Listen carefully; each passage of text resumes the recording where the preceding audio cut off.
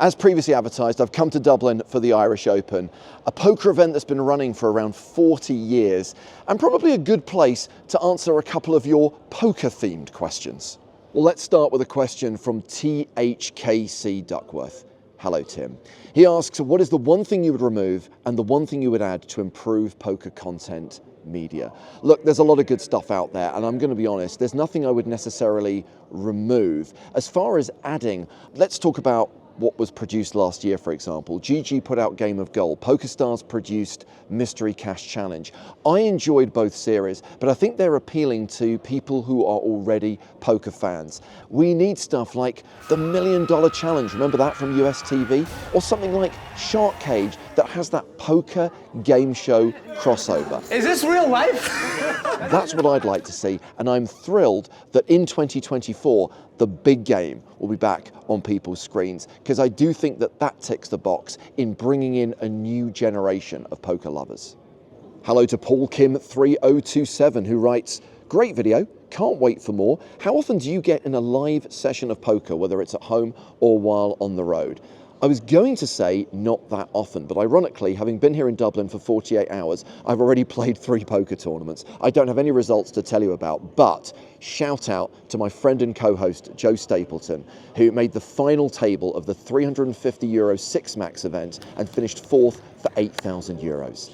I should highlight, I also got to play poker at the Hippodrome recently. We recorded the 300th episode of the Poker in the Ears podcast. This is going to sound like a plug, and it is kind of meant to be one. Check out the podcast. We had an amazing show at the Hippodrome. We played a tournament afterwards. We played a cash game afterwards with many of our guests, including Finton and Spraggy from Team PokerStars and YouTube superstar Nico Leonard. For a lot of people that know and think about expensive watches, the first thing they think about is Rolex.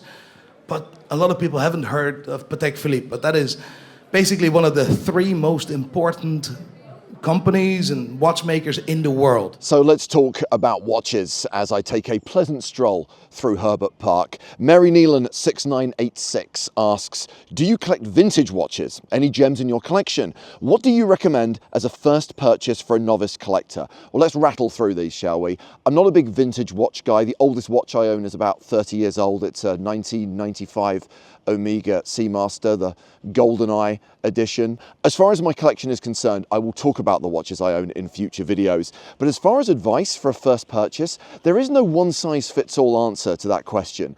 I know it's a cliche, but buy what you like, buy what you can afford, don't worry about what anyone says or thinks, and crucially, don't worry about whether the watch is going to go up in value or down in value. Just buy what you want to wear.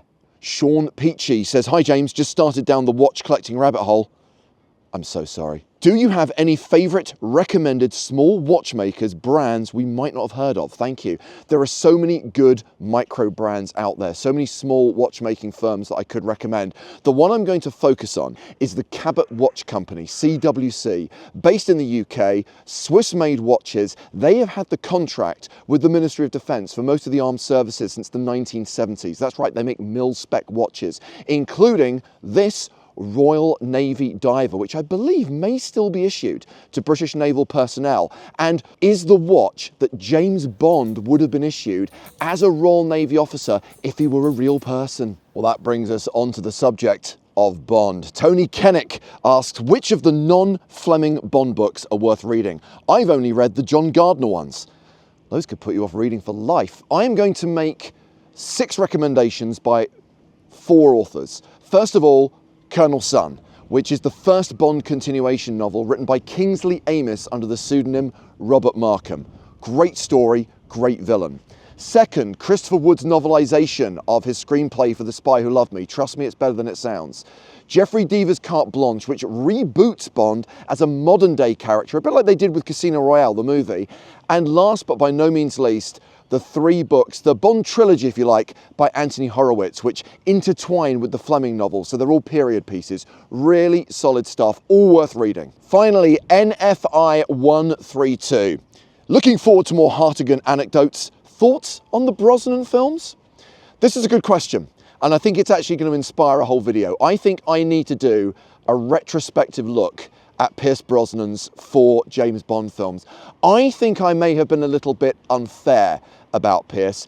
I may need to go back. Now that his reign as Bond is 30, 25 years old, I think we need to reappraise the Brosnan era. While I'm about to head back inside the RDS for the rest of the Irish Open, I have to say I've enjoyed this 2-part Q&A session. We should do it again soon. What else would you like to see on this channel? What videos would you like me to make? While you're liking this video, while you're subscribing to this channel, please let me know in the comments below. And I will see you again whenever that video may be and whatever that video may be about. Bye for now.